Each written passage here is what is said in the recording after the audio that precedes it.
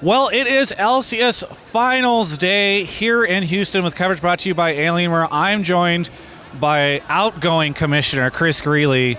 We've talked before, I think, a little bit about the fact that you were looking for somebody to replace you, but this is your last event, I guess, in the role as you're handing things off to Jackie. So what is it like for you to be here at this event finally, years after you announced an event in Texas? Yeah, it's just getting to be back at a road show and have all the fans here. And yesterday everything was so electric, especially game one with the Baron Steel and the Pentakill.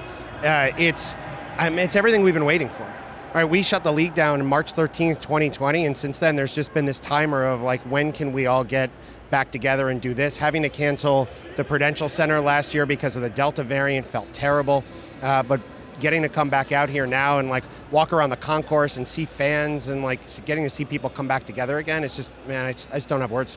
Yeah, no, I mean, it's for me too. It's been fantastic to see this. We were chatting a little bit beforehand about this, and I know fans are going to start filling in any second as you guys have Valorant Masters up on the big screen.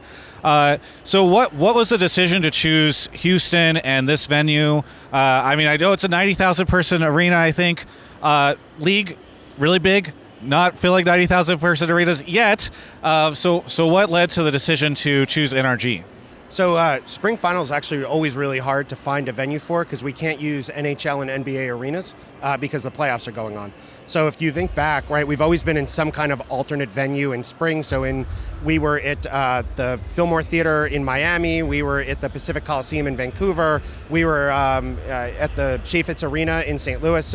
And then we were supposed to be at the Star, which was a football practice facility in Frisco, Texas, originally when COVID hit. So for us, as we were looking around, we knew we wanted to come back to Texas, and we started sort of canvassing the state, figuring out, all right, if we can't go to an NBA or an NHL arena, what's here that's cool?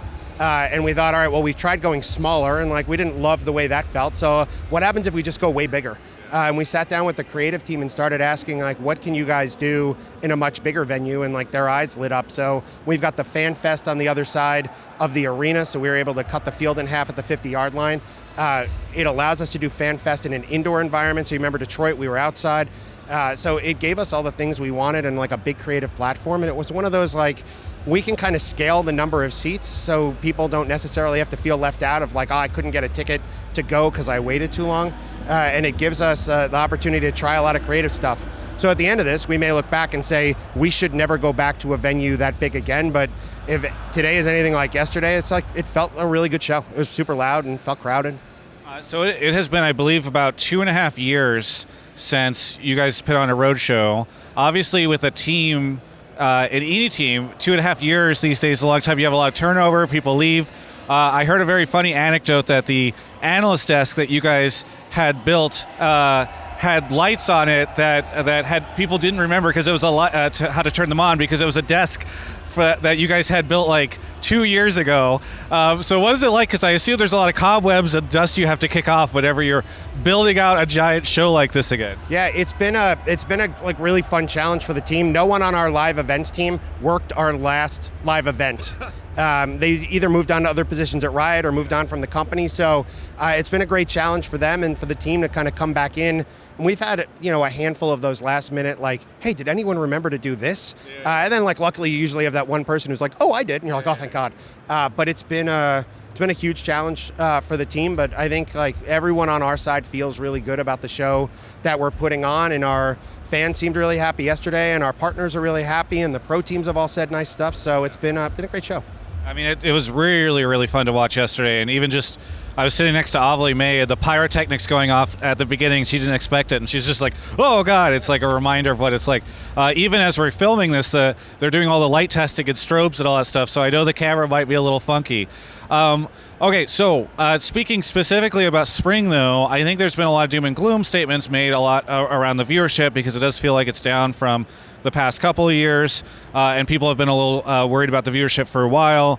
So what do you think about the comments and discussion around viewership for spring so far? I think it's all doom and gloom, but no actual substance. So I guess viewership is down, but viewership is a trailing indicator of what the broadcast looks like and the way the the league feels and competition feels. So like, I think we have some rebuilding to do to bring our audience back, but I think spring has been a great start. Not only the new look and feel of the broadcast in general, and the analyst desk, and the countdown or the waiting room, but the road show and getting fans back, right? I think it's a great opportunity to start bringing those fans back, bringing people back, and I think viewership is going to respond to that.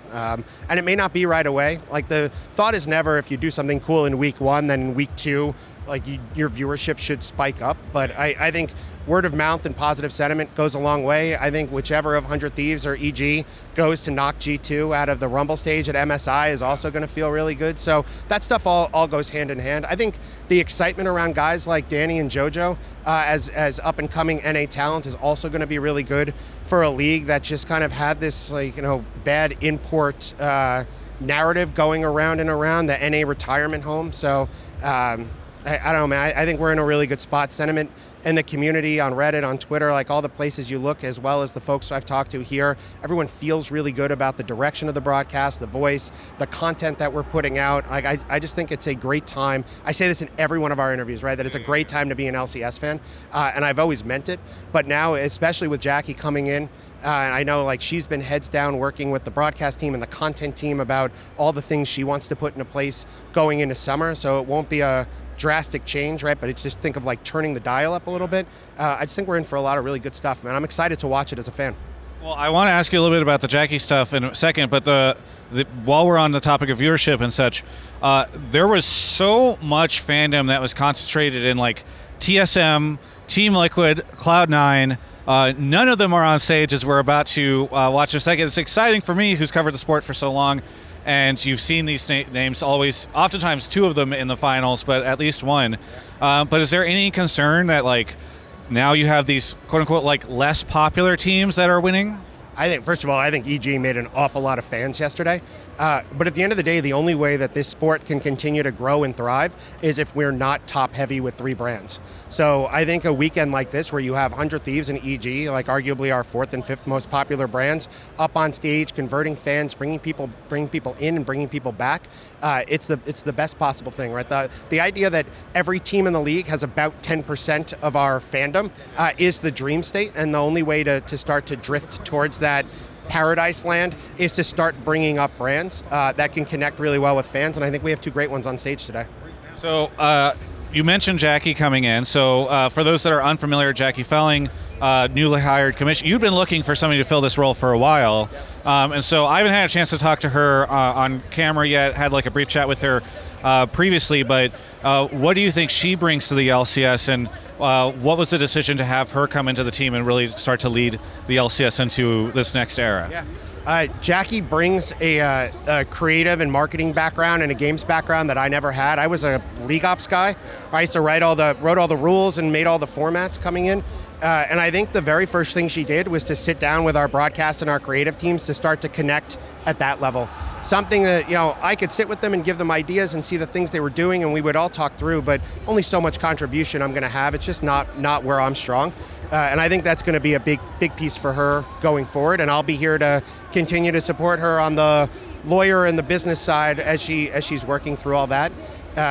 She also has that excitement and passion you have when you start a new job and a new company with a new challenge, and it's like feels very big for her coming in, and you can see that every day when you talk to her, that she's just so excited about being able to move forward. And it's not that I don't have that excitement, but I've been in the job for a while, and it's sometimes easy to get caught in the flywheel of doing the things that have always worked rather than asking why they worked and how we could do them better, which is where I think she's starting from. So we've heard before, or behind the scenes, I think the conversation has been like, this is the event where there's the handoff. Like, you're here, I'm interviewing you. Presumably, if summer rolls around, I will probably be interviewing her. So what does that actually look like behind the scenes? What has she been doing? What have you been doing? And how's this transition taking place? Yeah, we spent the last couple of months where we've had a ton of one-on-one meetings and kind of walking through all aspects. When we franchised the league, we had the LCS and the Academy League. Now we have the LCS, the Academy League, Proving Grounds, Amateur. We have collegiate esports that now rolls up into us. So there's just a lot. And we have LCS Game Changers. There's like 5 or 6 programs there. that she needs to get up to speed on and talk to the people who run them on a day-to-day basis when you're talking about collegiate and academy and stuff. So there's been a lot of those meetings and a lot of time spent with the content team, the broadcast team, the creative team. It's a big machine that we run, and she wanted to jump in and understand how the machine worked so that she could work better with the team coming in. So, and we also have the owners.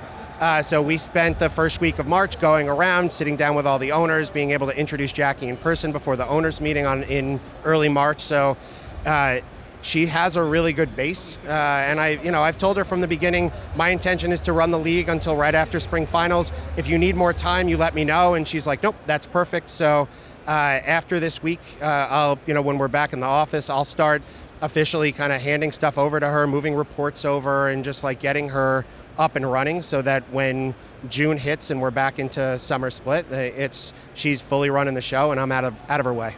Does it feel weird at all to be giving all this up? You're here at this event and it's the end of your tenure. Obviously, I'm sure you'll still come to these in a different way, but is it odd at all to be here and have that feeling? It's incredibly weird, right? I started at Riot in 2017 and joined to build franchising, right? That was the whole reason I walked in the door. When I used to run Global League Ops and run the LCS League Ops, and when we split those jobs up, I stayed with the LCS, and it's been my baby for 5.5 years. Before I joined Riot, I was a huge LCS fan, so getting to work on a product that I watched every day it's been an honor. It's like been an absolute honor. The people I work with are so friggin' smart, so passionate, and so good at what they do.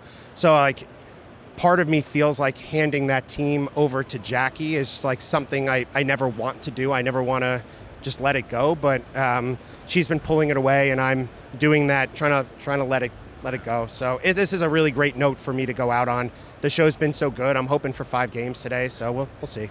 Anything you're going to miss the most? You, Travis, you knew the answer had to be you, because now I'm not interesting to you, so I'm not going to get the Hotline League invites anymore. We're not going to get to hang out here. I'm going to miss the team. I'm going to miss the everyday interactions, dealing with the day-to-day, like week-to-week stuff that we're doing on the team, as I'm like now a step removed from that. I think that'll be the hardest part for me, is having to zoom out a level. What are you going to miss the least? I have an idea for you if you're trying to think. No, it's... my gut would, I think everyone would expect me to say the owners. Yes, that's exactly what I was going to expect you to say. But I over 5 years, right, even though the relationships haven't all been perfect all the time, like they're actually all in a really good place now. That ownership group has coalesced into like such a good partnership entity to deal with. Like, we go to them with issues or problems or ideas, they lob stuff back to us, and it has gone from this contentious thing that it was in 2018, where every interaction on both sides was like pulling teeth, to something where like we really do feel like we're building a league together and moving forward together. So I actually the thing I think I'll miss the least is the sort of like made up drama storylines that we have to deal with sometimes, where it's like someone will pop off on Twitter and now it's like everyone has to scramble to come in and understand how to react. I won't. Double If's about to says something crazy, or some other person. Yeah. Post a video somewhere and it's like, well, now we got to deal with friggin' Travis's video, and so I don't think I'll miss that part, but I'll miss coming out. I'll still be at these shows, but the fan interactions are nice. Like, when I have fans stop me, I had a fan stop me at breakfast this morning who's like, hey man, like, I just want to tell you that your team is awesome. And I'm like, yeah, they are. And like, thank you so much for telling me that. These things are just a reminder for me, and I think for the whole team, of why we do the work that we do. It just touches so many people, and you hear from so few of them on social media, and the ones you are hearing from are usually saying something shitty. So, yeah.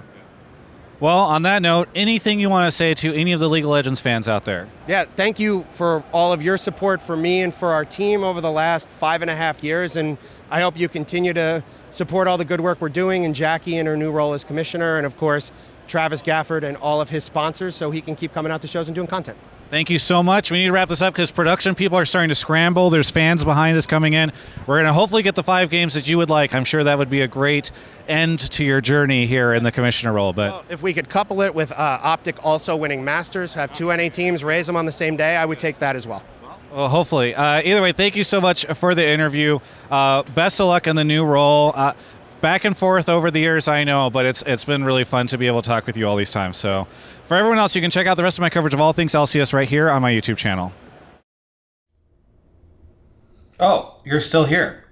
I guess I should say this was a fantastic weekend. I loved being here at LCS Finals. It was fantastic. Thank you to everybody who came out. But thank you to Alienware for making all of this possible. It's fantastic to be here in Houston in a hotel room with a book moments after EG1. There's just nothing like it, and I wouldn't be able to do it without them. So thank you for watching, and thank you, Alienware, for supporting me.